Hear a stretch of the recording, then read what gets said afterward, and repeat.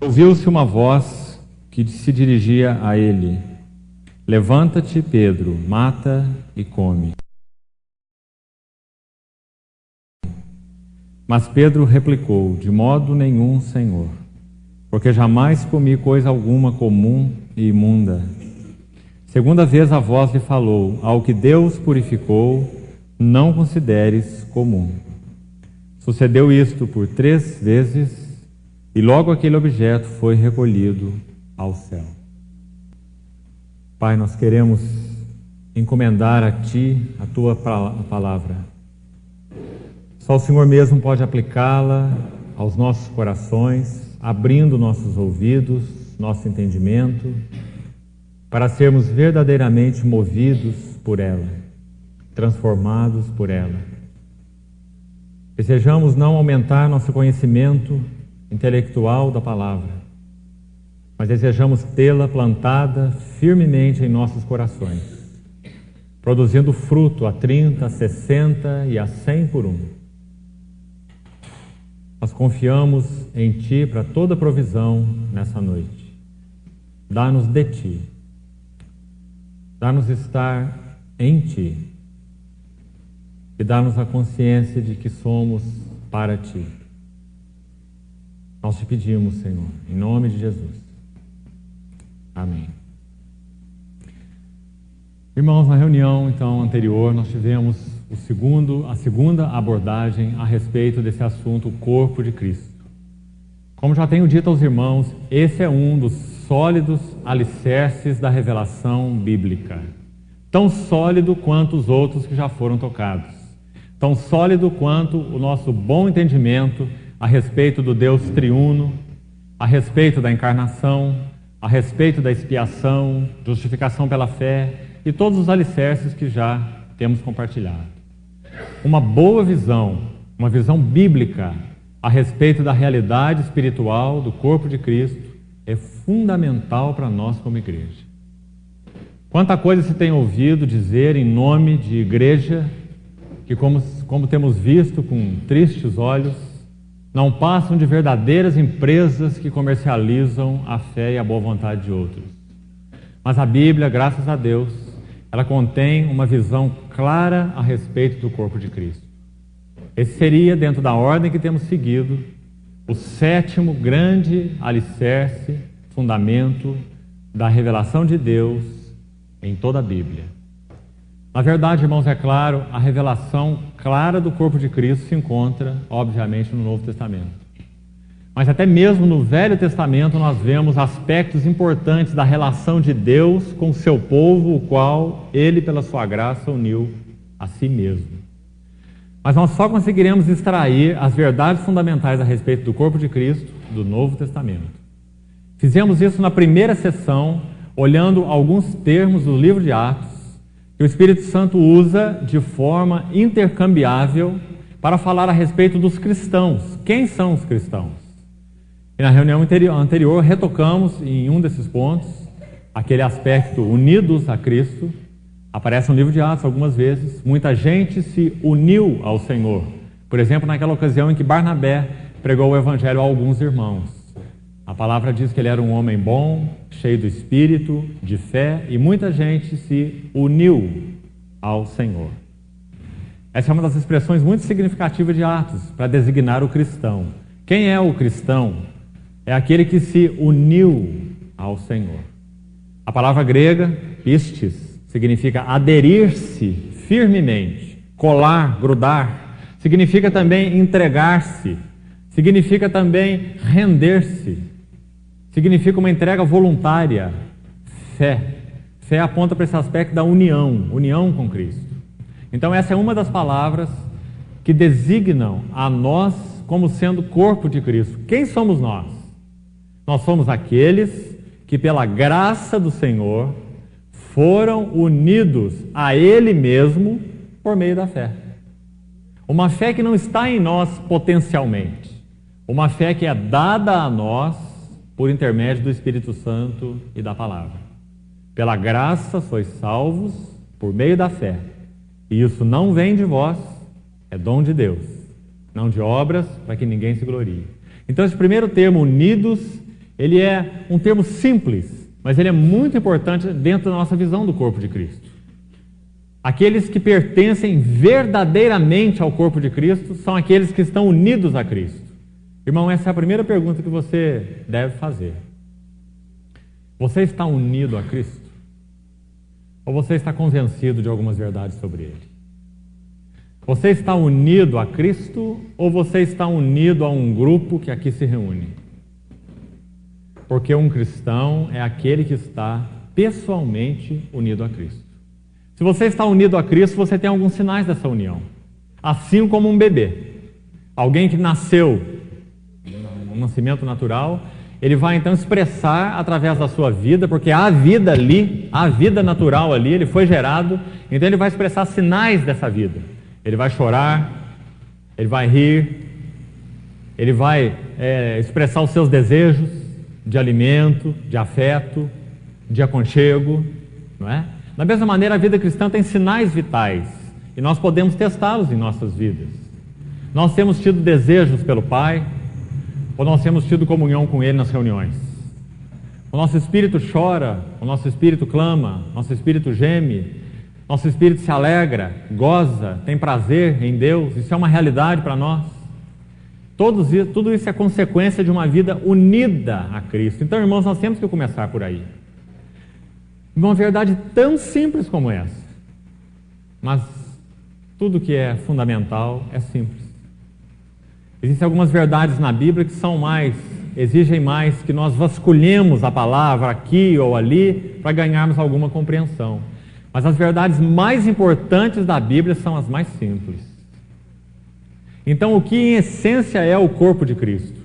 É um corpo de redimidos que estão unidos pessoalmente ao Senhor. Ninguém foi batizado por você. Você foi batizado voluntária e livremente, porque você deu o seu testemunho pessoal, individual, que você está unido a Cristo. Não é isso que significa o batismo? Você vê o quão importante é essa verdade da união? O que mais significa o batismo senão a união? Unidos com Cristo na sua morte, unidos com Cristo na sua ressurreição, unidos com Cristo na sua ascensão. Não é assim que a palavra ensina? Em Romanos, em Efésios. Unidos eternamente a Cristo. Cristo em vós, a esperança da glória. Nós em Cristo, como o apóstolo João, né, nos seus escritos, enfatizou tanto. Então, irmãos, não vamos perder o fundamento. O corpo de Cristo só haverá de ser uma realidade se nós estamos, como indivíduos, verdadeiramente unidos a Cristo. Não a uma ideia, não convencidos na mente, mas unidos no coração e no espírito. Essa é uma verdade muito importante. Nós temos que começar essa abordagem do corpo de Cristo por aí. Temos que começar por aí. Porque essa é a realidade espiritual da igreja. Só para citar mais um exemplo bíblico, para quem sabe você compreender melhor. Se você ler Mateus capítulos 5, 6 e 7, o chamado Sermão do Monte, você vai ter ali a realidade espiritual da igreja.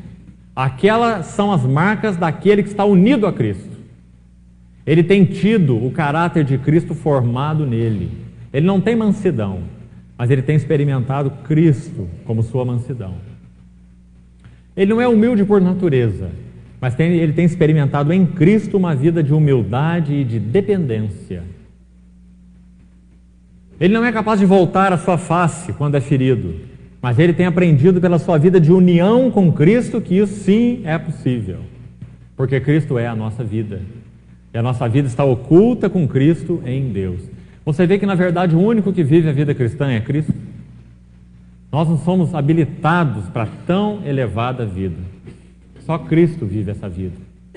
Então, se nós queremos começar a entender alguma coisa sobre o corpo de Cristo, nós precisamos compreender algo mais sobre Cristo e sobre a nossa união com Cristo, porque esse é o fundamento do corpo de Cristo.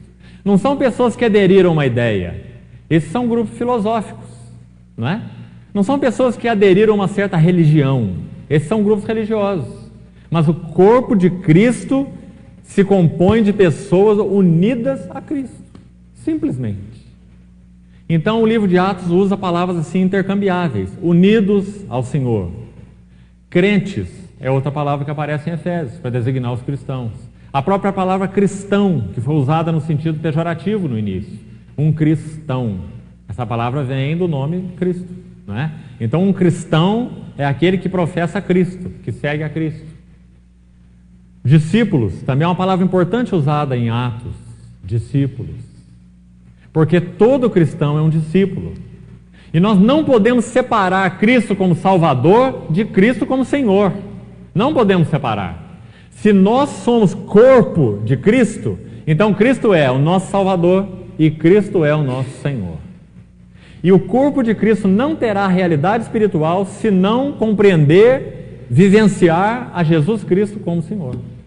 Se tiver apenas uma profissão de fé externa, Ele é o Senhor, Ele é meu Senhor, mas não vidas verdadeiramente rendidas. Não vidas que querem conhecer sua vontade. Não são vidas que têm uma vontade e que chamam a Deus para abençoar esta vontade. Não são vidas que já têm um caminho traçado e que chamam a Deus para abençoar estes caminhos. Não. São pessoas que compreenderam que são tolas, ignorantes e que precisam de Cristo como Senhor para dirigir suas vidas. Nos aspectos mais simples, mais corriqueiros, no que comprar, no que vender, em como relacionar, no que vestir, etc, etc. Cristo é a nossa vida. Então, irmão, o corpo de Cristo, na verdade, é uma realidade muito simples, ao mesmo tempo que muito profunda, uma realidade espiritual. Nós fizemos isso na primeira sessão.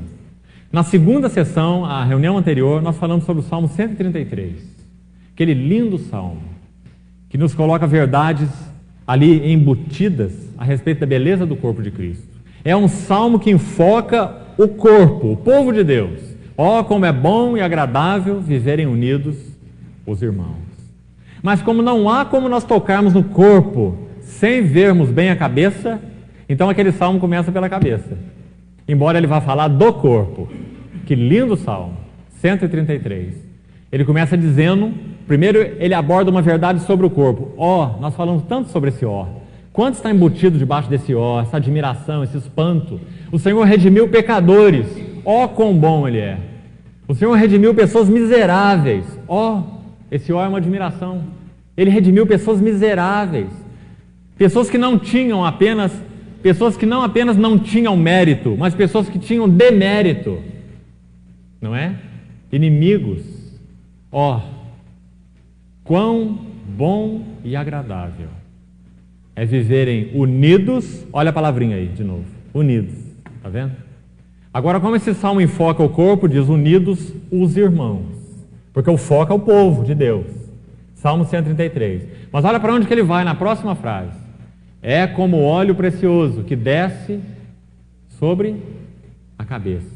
É como óleo precioso sobre a cabeça, que é uma figura de Cristo, que desce pela barba e pelas golas das vestes e pelas vestes em si mesmas, de Arão, que é uma figura de Cristo. Então, mesmo naquele salmo, nós temos uma primeira visão do Cristo exaltado e ungido por Deus. Pedro, em Atos capítulo 2, nos explica o que o Salmo 133 quer dizer. Ele termina aquele sermão de Atos 2 dizendo assim: esteja absolutamente certa toda a casa de Israel. Ele está pregando ali inicialmente para judeus, de que esse Jesus, que vós crucificastes, Deus o fez Senhor e Cristo. Cristo, no grego, Messia, no hebraico, significando a mesma coisa, ungido. Esse que vós crucificastes, Deus o fez Senhor e ungido, Cristo. É como óleo precioso sobre a cabeça. Mas o óleo não apenas na cabeça, que desce pela barba e pela gola das suas vestes. Pedro fazia parte dessas vestes, não é? Desse corpo. Então, quando ele deu esse testemunho, ele falou sobre esse óleo na cabeça, que desceu pelas vestes. O Salmo 133 é uma figura do Pentecostes. O óleo sobre a cabeça que desce para o corpo. Uma figura do Pentecostes. Quando Pedro foi explicar o que estava acontecendo, ele disse exatamente isso. Ele falou: olha, essas pessoas não estão embriagadas como vocês estão achando, sendo essa aí a terceira hora do dia, 9 horas da manhã. Mas o que está acontecendo aqui é o que foi dito lá pelo profeta Joel. Eis que derramarei o meu espírito sobre toda a carne, vossos filhos, vossas filhas profetizarão e etc. não é? Então veja a beleza disso, irmão. Nós precisamos começar a ver o corpo de Cristo por aí. Aquele óleo sobre a cabeça, Cristo, varão aprovado por Deus. Ele recebeu do Pai a promessa do Espírito, mas ele não reteve para ele isso. O Pentecoste é como o Senhor virando aquele cálice, como nós falamos na reunião anterior, e derramando aquele óleo sobre a igreja, repartindo do Espírito com aqueles que foram salvos, aqueles que foram chamados. Que privilégio, não é? O Senhor mereceu o Espírito como um dom, como uma dádiva do Pai a Ele. O Senhor o mereceu, porque Ele foi varão provado e aprovado por Deus. Mas nós não o merecemos. Nós fomos redimidos, comprados por esse varão obediente, até a morte e morte de cruz. E esse varão, pela sua obediência, foi recompensado pelo Pai. Ele recebeu do Pai a promessa do Espírito, mas ele não reteve para ele essa grande dádiva. Ele derramou essa dádiva sobre a igreja, para então unir a ele de uma forma orgânica, de uma forma interior. Não é unir apenas na mente, mas é unir no espírito, unir no coração aqueles que foram dados a ele pelo Pai. Esse é o Pentecostes. Nós podemos ver tudo no Pentecostes, os sinais, as maravilhas, sem ver a realidade espiritual, o corpo de Cristo. Então, irmãos, nos dias que nós vivemos, que alicerce, não é? Que fundamento, como nós precisamos. Tantas pessoas têm levantado tantas bandeiras em nome de tantas estruturas, não é assim? Em nome de tantas instituições. Eu sou um presbiteriano, eu sou um metodista, eu sou um calvinista, ou eu sou sei mais o quê, não é? Mas onde está a realidade espiritual do corpo de Cristo? Onde tem estado? Será que o Senhor tem obtido uma expressão em nós, naqueles que professam estar unidos a Ele? Então, em Mateus 5, 6 e 7, você tem a realidade espiritual do corpo de Cristo. Mas em Mateus 13, o que nós temos? Em Mateus 13, lembra daquelas parábolas de Mateus 13, chamadas parábolas do reino? O semeador, o grão de mostarda, o fermento, a rede e etc. Lembra daquelas parábolas? Aquelas parábolas falam sobre o aspecto exterior do reino, não a realidade espiritual. Então você tem lá peixes bons e peixes ruins na mesma rede. Há uma profissão externa de que Jesus é Senhor, de que Jesus é meu Rei, de que Jesus é meu Deus, mas não há uma vida coerente com essa profissão. Mateus capítulo 13 fala de uma expressão externa muito grande. Um grão de mostarda, olha a realidade espiritual. Um pequeno grão de mostarda, isso é a realidade espiritual. Mas que quando cresce se torna uma grande árvore. Isso é um crescimento anômalo. O grão de mostarda não é uma árvore, é um arbusto. Por que Mateus 13 diz que aquele grão de mostarda cresce e se torna uma grande árvore? E as aves do céu vêm aninhar-se nos seus ramos. Se você estudar com cuidado aqueles textos, você vai ver que as aves do céu ali tipificam demônios. E aquela é uma profecia do Senhor, dizendo que a cristandade, ela alcançaria uma proporção descomunal, tão fora da realidade, que até mesmo se tornaria um ninho de demônios. Para esses foi que o Senhor Jesus disse em Mateus capítulo 7, que muitos vão dizer para Ele naquele dia: ó Senhor, no Teu nome nós profetizamos, nós fizemos muitos milagres, não é? Mas Ele lhes dirá: eu nunca vos conheci. Está vendo a grande árvore aí? Está vendo o grão de mostarda que se tornou uma grande árvore? Muita profissão de fé externa, mas sem realidade interior. Então o Senhor lhes dirá: nunca vos conheci. A palavra grega significa ter um relacionamento particular, estar unido a Cristo. O Senhor vai dizer: olha, eu nunca estive unido com você, e você nunca esteve unido a mim. Você fez coisas no meu nome, mas você nunca esteve unido a mim, e eu nunca estive unido a você. Que perigo, não é? Que risco. Um grão de mostarda se tornando uma grande árvore, onde aves do céu vêm aninhar-se nos seus ramos. Esse é o cristianismo dos nossos dias.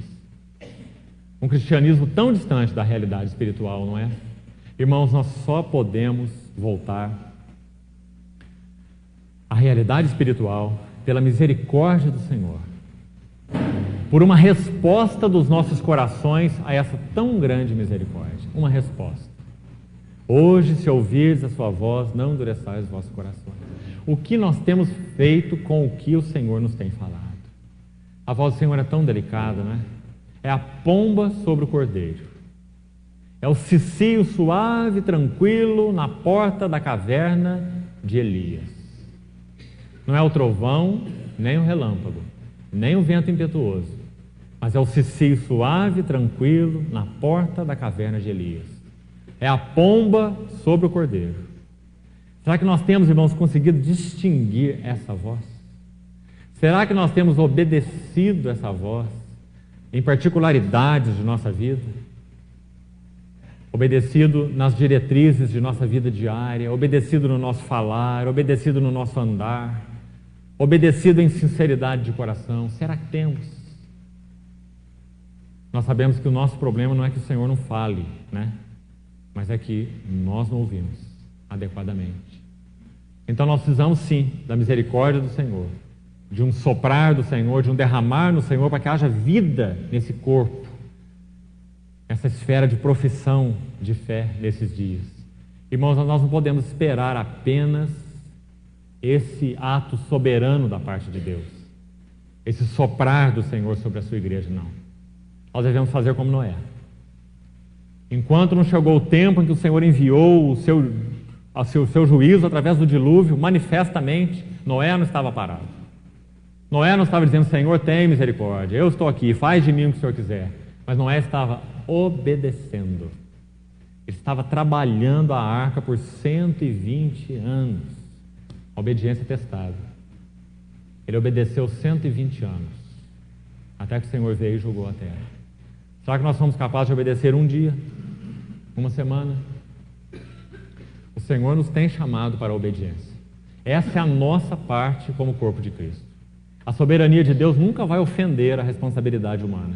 Nós sempre teremos necessidade de dar uma resposta ao Senhor. O que nós queremos? O que nós vamos fazer com o que Ele nos tem falado? O que nós vamos fazer com o que Ele nos tem pedido? Será que nós já entendemos que as nossas mãos são o lugar mais perigoso para nós? E que as mãos do Senhor são o lugar mais seguro? À medida em que nós, como corpo de Cristo, estivermos caminhando nesta verdade, irmãos, nós podemos esperar testemunho do Senhor. Do contrário, nós teremos reunião após reunião, palavra após palavra, movimento após movimento, mas sem realidade espiritual. Não é essa a verdade? Nós somos, por natureza, muito místicos, né? Nós queríamos que o Senhor tocasse conosco com aquela varinha de fada, né? A varinha de condão. Ele toca na nossa cabeça assim e de repente nós saímos transformados, não é? Ele toca na nossa cabeça e de repente nós estamos obedecendo em tudo. Mas a vida espiritual não é assim. A vida espiritual nós somos levados a mais luz na medida em que obedecemos à luz que temos. Nós somos conduzidos a mais graça na medida em que estamos experimentando a plenitude daquela graça que o Senhor já nos tem concedido. Dele nós temos recebido toda a plenitude, diz João, e graça sobre graça, de glória em glória. Então, irmãos, obediência é necessária para que nós possamos dar um passo mais, para que o Senhor obtenha seu testemunho, para que haja uma realidade espiritual no corpo de Cristo. Então nós começamos por aí. Tudo isso ainda é bastante geral, né? Panorâmico, mas é profundamente importante e é profundamente simples. Agora, hoje eu queria dar mais um passo com os irmãos dentro desse texto, Atos capítulo 10, o texto que nós acabamos de ler. Atos capítulo 10. Irmão, existem algumas verdades muito sublimes escondidas nesse pequeno texto, lindas, sobre o corpo de Cristo. Primeiro nós falamos para os irmãos que os 3 maiores escritores, movidos pelo Espírito Santo, inspirados por ele para escrever o Novo Testamento, as cartas, evangelhos, foram Pedro, Paulo e João. Através dos 3, nós temos 3 aspectos diferentes, mas complementares, a respeito da visão do corpo. Nós não podemos tocar nesse assunto sem passar por eles. A visão de Pedro, a visão de Paulo, a visão de João. 3 visões que, na verdade, são uma só. Visão de uma realidade só. Pedro, nesse texto de Atos capítulo 10, ele nos dá um panorama claro sobre a visão do fundamento do corpo de Cristo. O ministério de Pedro tem a ver com fundamento. Lembre-se que quando o Senhor chamou Pedro, Pedro estava lançando redes, ele estava pescando. O ministério de Pedro tem a ver com fundamento. Mas lembre-se que quando ele chamou João, João estava consertando as redes, consertando o que já estava pronto. O ministério de João tem a ver com o fechamento, com a consumação. Não é interessante? E entre Pedro, o fundamento, e João, a consumação, nós temos Paulo. Paulo foi um homem usado por Deus para nos falar tudo sobre a edificação. Pedro sobre o fundamento, Paulo sobre a edificação e João sobre a consumação. Então, através desse texto de Atos capítulo 10, nós vamos ver muita coisa sobre o fundamento. É claro que em sementes, mas muito lindo, sobre o fundamento, a base do corpo de Cristo, a realidade espiritual do corpo de Cristo. Vamos seguir um pouquinho esse texto. Veja no versículo 11. Lucas, o autor de Atos, diz assim no versículo 11. Então viu, quem viu aqui? Pedro, não é? Lucas está narrando. Então viu o céu aberto. Vamos começar por aí. Irmãos, Lucas registra, ele é o autor do seu evangelho e do livro de Atos, não é assim? Lucas registra apenas 2 vezes, olha como isso é interessante, no livro de Atos, essa expressão, céu aberto, só 2 vezes. Eu vou citar para você onde está a outra menção e você vai colocar as 2 juntas, para você ver que beleza. A primeira menção está em Atos 7:53. Você quer abrir sua Bíblia, por favor? Atos capítulo 7, versículo 56. Vê o que acontece nesse texto. Atos 7:56. Estevão, depois de dar o seu testemunho diante daquelas autoridades judaicas, seu testemunho cheio do Espírito Santo, ele pregou o evangelho ali para aquelas pessoas, e olha a consequência da pregação de Estevão. Nós achamos às vezes que toda pregação tem um resultado favorável, né? Depende. Estevão pregou o evangelho no poder do Espírito Santo, e veja qual foi o resultado. A palavra diz que eles rangiam os dentes contra Estevão, como se dissesse: esse homem não pode viver, esse homem é um pernicioso, esse homem não sabe do que está falando, esse homem vai colocar toda a nossa tradição judaica por terra, esse homem é um perigo. Rilhavam os dentes contra ele. Atos capítulo 7, verso 53 diz então que eles se voltaram contra Estevão para o apedrejar. E olha o que diz esse verso 56. Vamos ver o 55 também. Mas Estevão, cheio do Espírito Santo, fitou os olhos no céu e viu a glória de Deus. Lá no Velho Testamento, a Shekinah. Viu a glória de Deus e Jesus, porque o Senhor está entronizado, né? Na glória de Deus, que estava à sua direita. A visão de Estevão logo antes da sua morte. Agora presta atenção, verso 56. E disse: eis que vejo o quê? Céus abertos. Olha que lindo, irmão. A mesma visão de Pedro, só aparece em Lucas 2 vezes. Pedro também teve visão do céu aberto, dos céus abertos. Mas Estevão, quando viu os céus abertos, o que ele viu? Aí está dizendo: a glória de Deus e a Jesus, a cabeça do corpo, a cabeça da igreja. Ele viu a glória de Deus e Jesus, a cabeça. Agora, quando Pedro tem aquele êxtase, naquele quartinho, quando ele está orando em Atos 10, ele também viu o céu aberto. Mas o que ele vê? O que Pedro vê? Um objeto, como se fosse um grande lençol, baixado pelas 4 pontas até a terra, cheio de toda sorte de quadrúpedes, répteis e aves do céu. Figura do quê? Da igreja. Enquanto Estevão viu a glória da cabeça, Pedro viu a glória do corpo. O corpo e a cabeça nas 2 expressões de Lucas dentro desse livro. Então, se irmãos voltarem lá no livro de Atos, onde nós estávamos lendo, capítulo 10, versículo 11. Então viu o céu aberto e descendo. Cada palavra, irmãos, é maravilhosa, é significativa. Descendo. Vamos pensar um pouquinho sobre essa palavra. Olha como essa expressão ela vai ser encontrada. Eu vou te citar alguns exemplos de muitas formas em todos os outros escritos do Novo Testamento. Por exemplo, Paulo em Filipenses. Paulo em Filipenses diz assim que a nossa pátria, nós igreja, nós que somos cristãos verdadeiros, que cremos no Senhor, estamos unidos a Ele. Paulo diz assim, a nossa pátria, ou a nossa cidadania, a nossa origem, é o sentido ali, cidadania, pátria, origem, Filipenses 3:20. Paulo fala, a nossa pátria está onde? Nos céus. Não é? A igreja em primeiro lugar, ela não sobe, a igreja em primeiro lugar, ela desce. Nós somos escolhidos em Cristo, antes da fundação do mundo. A igreja é uma realidade espiritual plantada pelo Senhor do céu, através do seu Espírito e através da sua palavra. Nós somos como paraquedistas. Nós descemos do céu para habitar nessa terra, no que concerne a nossa natureza divina. É por isso que o nosso testemunho deve ser um testemunho do reino dos céus. Foi por isso que o Senhor Jesus disse assim, dai a César o que é de César, porque César é o rei terreno da terra. Mas dai a Deus o que é de Deus. Os irmãos estão vendo? Então a realidade espiritual da igreja é dos céus. O Senhor falou assim para Nicodemos, quem não nascer da água e do Espírito não pode ver o reino de Deus. Não é?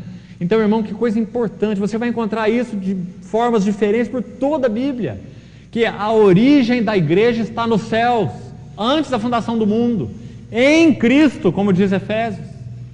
Nós começamos a nossa história a partir da terra, no que concerne a nossa natureza humana.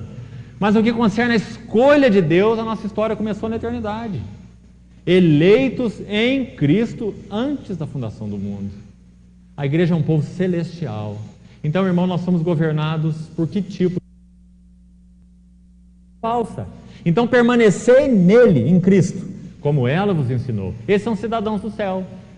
Os cidadãos do céu não têm estatutos externos, de regulamentos externos, no qual eles fazem, posso, não posso, devo, não devo.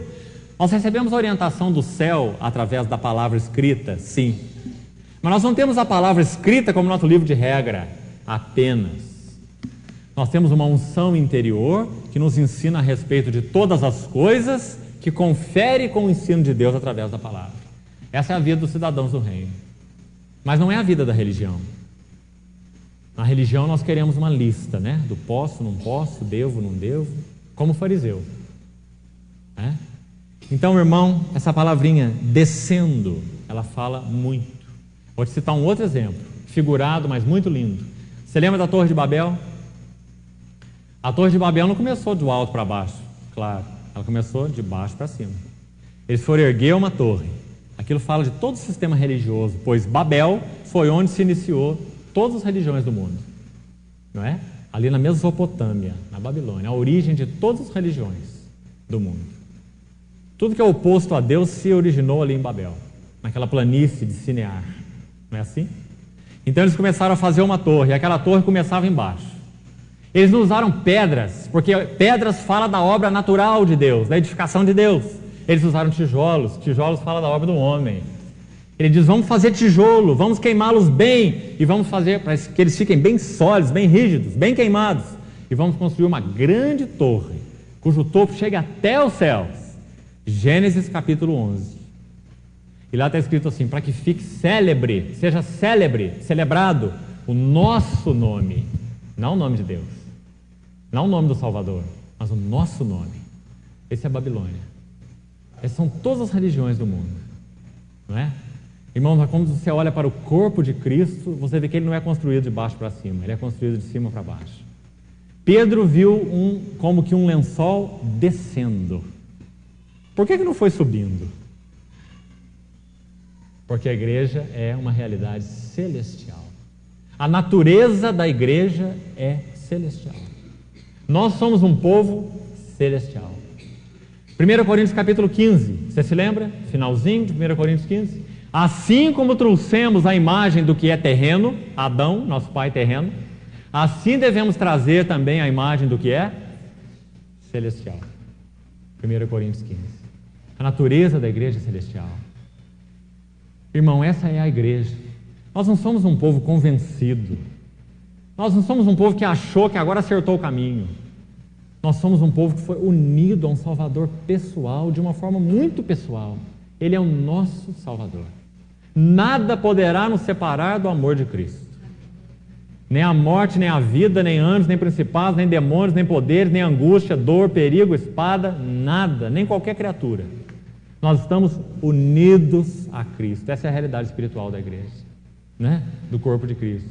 Irmãos, se nós não começarmos por aí, nós vamos ter problemas. Hoje nós escutamos expressões que doem no nosso ouvido. Dói, não é? Você escuta assim, aquele pastor, ele não se deu bem naquele lugar onde ele estava, aí ele saiu para outra cidade e abriu uma igreja. Você já ouviu essa expressão? Abriu uma igreja? Irmão, quem abriu a igreja foi Cristo. E quem vai concluí-la é Cristo. Ninguém abre igreja, ninguém fecha igreja. Não é? São expressões tão terríveis, que não tem nada a ver com a realidade. A igreja não se abre. A igreja não é uma porta de um edifício, que você abre e fecha. A igreja é um corpo que tem uma realidade espiritual, de pessoas que estão unidas a Cristo, que vivem com Ele 24 horas por dia. Quer durmamos, quer vigiemos, vivamos, como Paulo diz em Coríntios, em união com Ele. Quer vivamos, quer morramos, somos do Senhor. Essa é a realidade espiritual do corpo de Cristo. Nós precisamos retornar às origens, irmãos. Do contrário, o Senhor não pode ter um testemunho. Não é? Então veja, numa palavrinha, quanto conteúdo. Descendo. Pedro viu esse lençol descendo, porque assim é a igreja. Vamos mais um pouquinho nesse texto. Descendo, verso 11, um objeto como se fosse um grande lençol, o qual era baixado, mais uma vez enfatizando, né? Baixado à terra, assim como a igreja. O Espírito Santo desceu lá no Pentecostes e concedeu àqueles irmãos realidade espiritual, união com Cristo. Aqueles ratinhos envergonhados que estavam ali de portas trancadas, com medo dos judeus, o que há de ser de nós agora? Eles abriram aquelas portas e foram pregar para as autoridades, não é? Aqueles ratinhos envergonhados se tornaram verdadeiros leões. Eles foram pregar diante do Sinédrio. Olha, esse que vocês crucificaram, Deus o fez Senhor e Cristo. Não tinham mais medo, não tinham vergonha, não é? Eles tinham agora ousadia, coragem, amor. Essa é a realidade espiritual da igreja. Paulo falou isso para Timóteo. Deus não nos tem dado espírito de covardia, mas de poder, amor, domínio próprio, não é? Então, um lençol baixado à terra pelas 4 pontas. Você sabe que esse 4 é um número que tem relação com a criação. A Bíblia, por exemplo, fala sobre os 4 cantos da terra. A pessoa do Senhor foi revelada nos evangelhos em 4 aspectos, em 4 faces. No trono de Deus, lá em Apocalipse, na visão de João, Apocalipse 4, visão do trono de Deus, você tem 4 seres viventes, não é? Que representam toda a criação. Então, baixado pelas 4 pontas, fala então da relação de Deus, uma relação especial, não geral, uma relação especial de Deus com aqueles que Ele na terra redimiu. Uma relação especial, a gente vai ver isso através de uma palavrinha que vem logo aí na frente. Ao que Deus purificou, não considere comum. O Senhor está advertindo Pedro, falou: Pedro, não considere comum o que eu purifiquei. Essa palavrinha comum fala exatamente isso, né? Dizendo para Pedro não considerar comum, o sentido ali é geral.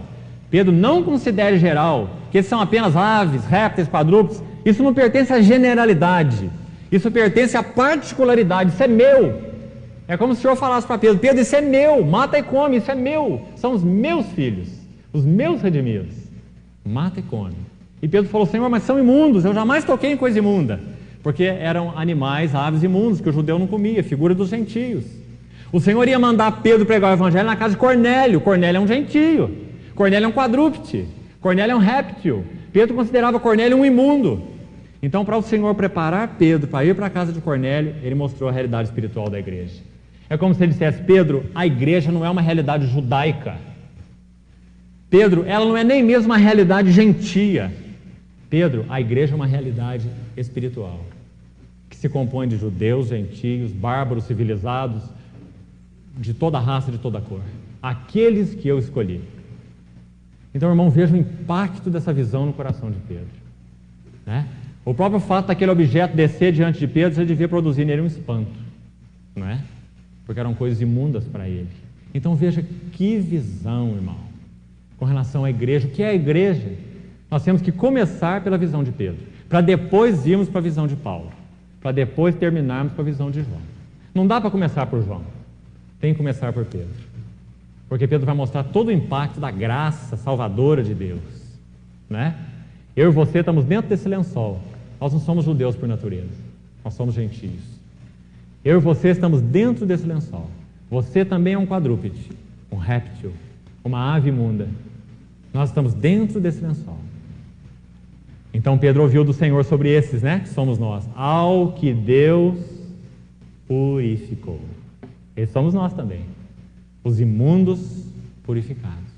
Ao que Deus purificou, Pedro, não considere comum e imundo. Vamos chegar nessas palavras para a gente procurar entender. Então, as 4 pontas falam da relação de Deus com a sua criação, né? 4 é um número que tem a ver com a criação, assim como 3 com Deus triuno. Versículo 12 então diz: contendo toda sorte de quadrúpedes, répteis e aves do céu. Olha o verso 13 agora. E ouviu-se uma voz que se dirigia a ele: levanta-te, Pedro, mata e come. Mas Pedro replicou: de modo nenhum, Senhor. Outra frase incrível. Pedro poderia falar só Senhor, né? Tudo bem. Mas falar ou só de modo nenhum, também tudo bem. Mas ele falar de modo nenhum Senhor não tem jeito, né? Porque o Senhor mandou. Então ele não pode dizer de modo nenhum meu Senhor, não é? Pedro consegue fazer essas duas coisas combinarem, o impossível. Tanto era forte a sua religião judaica, não é? Isso é imundo, eu não posso fazer isso, Senhor. Mas foi o Senhor que mandou ele fazer, porque o Senhor purificou. Então, através dessa visão, o Senhor estava rompendo a barreira religiosa, judaica, tradicional, legalista de Pedro. Estava mostrando para ele o que era a igreja, um corpo de imundos purificados, redimidos, comprados. Nós vamos ver 2 palavrinhas aí para frente, eu vou entrar nelas logo para nós não perdermos tempo, que falam muito sobre o que o Senhor quis dizer para Pedro. Pedro entendeu muito bem. Quando o Senhor usou essa palavra, vamos lá para o verso 14 agora. De modo nenhum, Senhor, porque jamais comi coisa alguma. Agora vamos com cuidado aqui. Comum e imunda. Muito interessante essas palavras. Quando o Senhor repete, veja só, no versículo 15, segunda vez a voz lhe falou: ao que Deus purificou, o Senhor falando com ele, né? Não consideres comum. Irmãos, a primeira palavra, comum, toquei um pouquinho nela na reunião passada, é muito cheia de significado. É a palavrinha grega koinos, de onde nós ouvimos uma outra mais comum, koinonia, né? Koinonia é a palavra grega para comunhão. Koinonia é um estado de comunhão, porque koinos no grego significa comum, é o sentido de comum. Então comunhão é koinonia, koinos é comum. Essa palavra aparece em Atos com 2 sentidos bem paralelos, bem complementares, mas são diferentes. Por exemplo, em Atos 2, em Atos 4, você se lembra quando Lucas registra o viver da igreja primitiva e fala assim que eles não consideravam cada um exclusivamente sua, nada do que possuía, das coisas que possuía. Tudo, porém, lhes era o quê? Comum. Não é assim? Tudo lhes era comum. A palavra ali é koinos também. Só que significa ter algo em comum. Significa que eles tinham uma vida em comum mesmo. Eles aprenderam a repartir tudo o que eles tinham para o sustento mútuo uns dos outros. Uma bela vida da igreja no início. Aprenderam a repartir. Koinos, comum. Seria o antônimo de uma outra palavrinha grega que seria idios, que aparece lá. Particular, meu. No grego, quando eu digo assim, essa Bíblia é minha, eu uso a expressão idios. Quer dizer, pertence a mim, não é koinos. Não é comum a vocês, é só minha. É idios, né? Então esse é o sentido de Atos 2. Agora não é o sentido de Atos 10. Em Atos 10 é um sentido paralelo, mas não idêntico. Quando Pedro usa a palavra assim, olha, ao que Deus purificou, não consideres comum, no versículo 15, quando o Senhor fala com Pedro, koinos aí, comum, significa pertencente à generalidade. Tem para Pedro o sentido de não consagrado. Seria aí o melhor sentido, não consagrado. Então é como se Pedro falasse assim, Senhor, mas como que eu vou comer isso? Isso não é consagrado. Ou seja, isso não é separado, isso é quadrúpede, isso é ave do céu, isso é imundo, eu não posso comer. Então, comum, koinos, significa pertencente à generalidade, tá certo?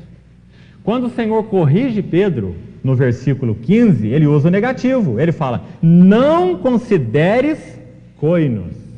Então fica claro o que o Senhor quis dizer, não fica? Ele está dizendo, não, Pedro, não pertence mais à generalidade, não é koinos, é meu. Como se ele dissesse, é ídios, como eu já expliquei, me pertence.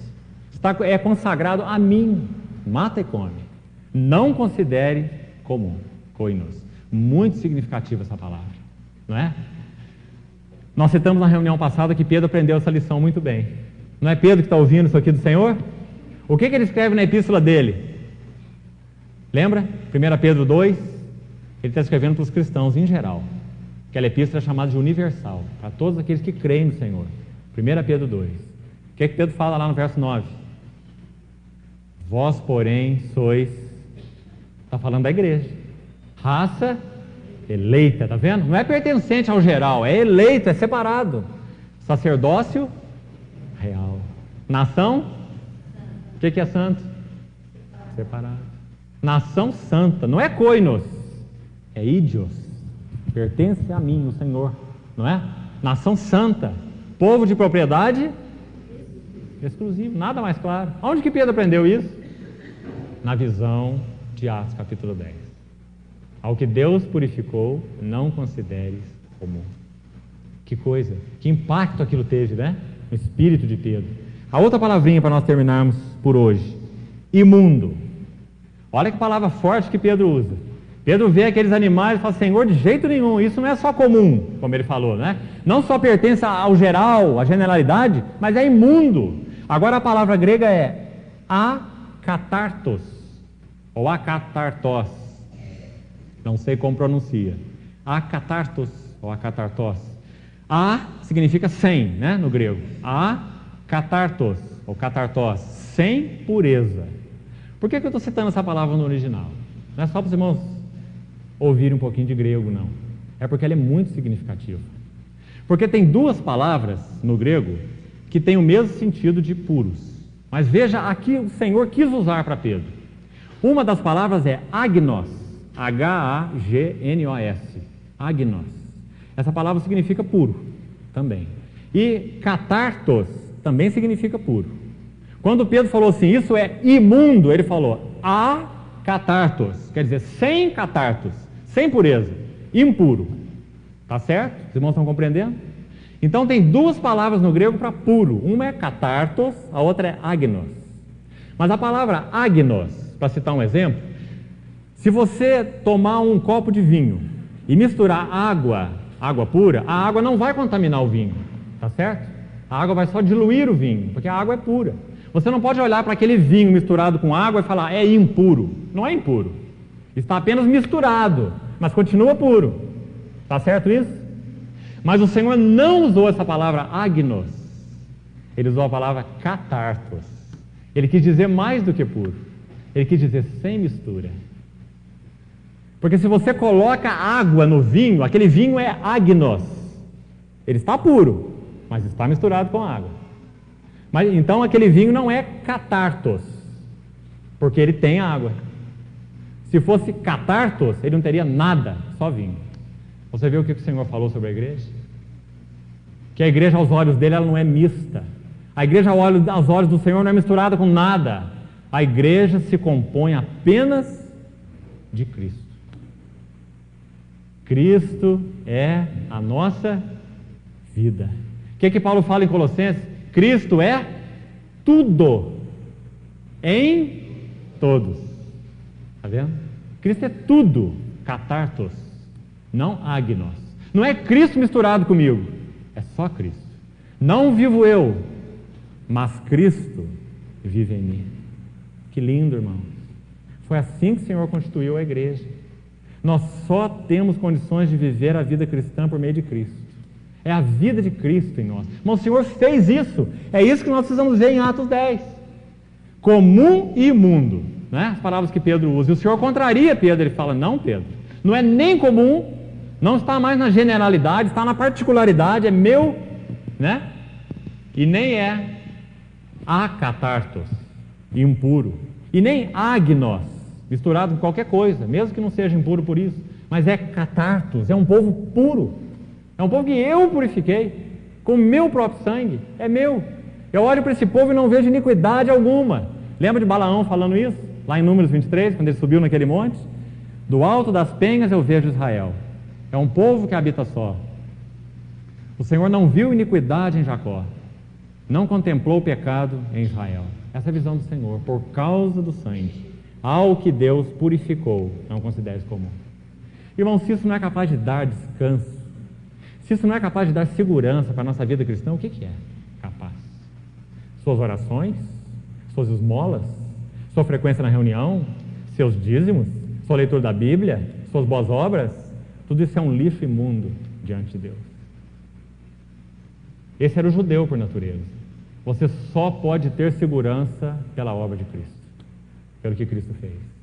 Ao que Deus purificou. A palavra que o Senhor usa aí, o Senhor usou para Pedro ouvir, verso 15, ao que Deus purificou, é exatamente derivada da palavra katartos. No grego a palavra katerizou, né? Um verbo, katerizou, quer dizer, purificou, tornou katartos, tornou puro, sem mistura. Ao que Deus purificou, não consideres comum. Que tremenda visão Pedro teve, que impacto, né? Irmãos, essa mesma visão, ela precisa impactar os nossos corações, para que nós possamos compreender o corpo de Cristo. O corpo de Cristo não é questão nem de reuniões. A igreja é maior do que a reunião da igreja. A reunião da igreja, você tem só alguns membros da igreja. A igreja é maior do que a reunião da igreja. A igreja é uma realidade espiritual de 24 horas por dia. Você tem os irmãos no seu coração e os irmãos devem tê-lo nos seus corações. Você vive uma vida disposta a servir em todo o tempo. Paulo dizia assim, eu me gastarei e ainda me deixarei gastar em prol das vossas almas. Esse é alguém que viu o corpo de Cristo. Para os Colossenses ele diz assim, eu preencho no meu corpo o que resta das aflições de Cristo, a favor do seu corpo, que é a igreja. Por que Paulo podia fazer isso? Paulo estava investindo num barco furado? Não. Paulo sabia muito bem onde ele investia seu suor, suas lágrimas, suas forças, porque ele conhecia a realidade espiritual do corpo de Cristo. Ele tocava aquilo que estava no coração do Senhor, né? Então Paulo era um obreiro para a edificação da igreja, nada mais. Ele não era um obreiro para a edificação de grupos. Ele não teve prazer quando ele viu os coríntios dizendo assim, eu sou do Apolo. O Apolo para mim é o máximo. Eu sou de Cefas, não tem nenhum pregador igual Cefas. Eu sou de Cristo, os que se julgavam ali mais espirituais, talvez, né? Eu sou de Cristo, mas dividido dos outros do mesmo jeito, né? Paulo não teve alegria naquilo. Ele falou assim, que é isso? Acaso Apolo foi crucificado por vós? Paulo foi crucificado por vós? Né? Quem é Paulo? Quem é Apolo? Seja Paulo, seja Apolo, seja a vida, seja a morte, seja o mundo, tudo é vosso. Vós de Cristo de Deus. Olha a visão do corpo de Cristo que Paulo tinha, né? Então, irmãos, que coisa importante. Nós estamos reunidos aqui em um grupo particular, um pequeno grupo.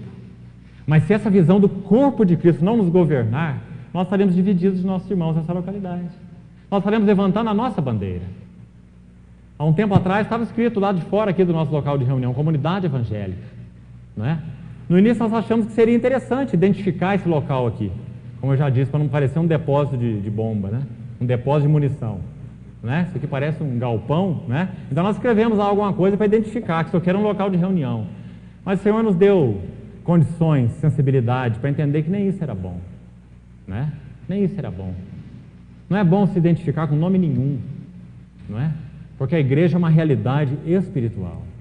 E nós precisamos aprender a ajudar nossos irmãos, que porventura levantem uma ou outra bandeira, para que aprendam a ter comunhão em torno de Cristo, para que vivam só para Cristo. Não vivam para instituições, não vivam para estruturas, não vivam para homens, para pastores, para bispos, para profetas, para apóstolos, como nós vemos hoje, mas vivam para Cristo, né? Irmãos, nós temos essa responsabilidade. Você vê assim? Você vê? Você acha que o Senhor nos plantou aqui em São Lourenço à toa? Você acha que nós não temos uma responsabilidade maior do que essas 4 paredes? Nós temos sim. Que o Senhor nos ajude numa boa compreensão a respeito do corpo de Cristo, para que a igreja possa ser edificada de uma forma agradável ao Senhor. Irmão, que esse impacto da visão de Pedro possa impactar o seu coração, te trazendo toda essa alegria, toda essa segurança. Você, por natureza, é esse quadrúpede, réptil, mas ao que Deus purificou. Não é mais comum, não pertence mais à generalidade, e nem é mais imundo, não é misturado com nada, é para Ele, por causa de Cristo. Irmãos, que isso gere um impacto no nosso coração, e nós possamos então seguir ao Senhor para que essa realidade seja crescente nas nossas vidas. O Senhor quer de um testemunho nesses dias do fim. A questão é se nós participaremos dele ou não, mas o Senhor o terá nesses dias.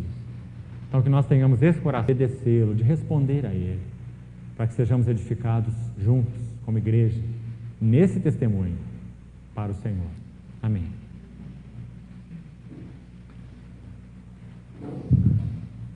Ó Pai, nos ajuda, Senhor, na nossa débil fé. Nos ajuda na nossa pequena compreensão. Nos ajuda, Senhor, a termos alargadas as tendas, as fronteiras, as cordas do nosso coração. Nos ajude a acolher todos aqueles que acolheu em nossos corações. Nos ajude a viver na centralidade de Cristo junto aos nossos irmãos e irmãs nessa localidade e também fora dela. Senhor, nós queremos que o Senhor se agrade de nosso reunir como povo de Deus. Que o Senhor possa verdadeiramente ser nosso motivo, nossa atração, nosso foco, que nós não percamos o alvo em dias de tanta confusão, em dias de tanta ilusão. Que o Senhor nos guarde para Ti, Senhor, como um testemunho vivo. Pedimos ao Senhor que venha explicar a Tua palavra nessa noite para cada coração de forma muito particular. Ajuda cada irmão, cada irmã, cada um de nós, Senhor, a poder ouvir a Tua voz através dessa visão de Pedro. Fala, Senhor, mesmo aos nossos corações e nos dá toda essa alegria, essa segurança, esse descanso, essa glória de Te pertencermos, de sermos Teus. Nós Te agradecemos, Pai, e Te pedimos em nome de Jesus. Amém.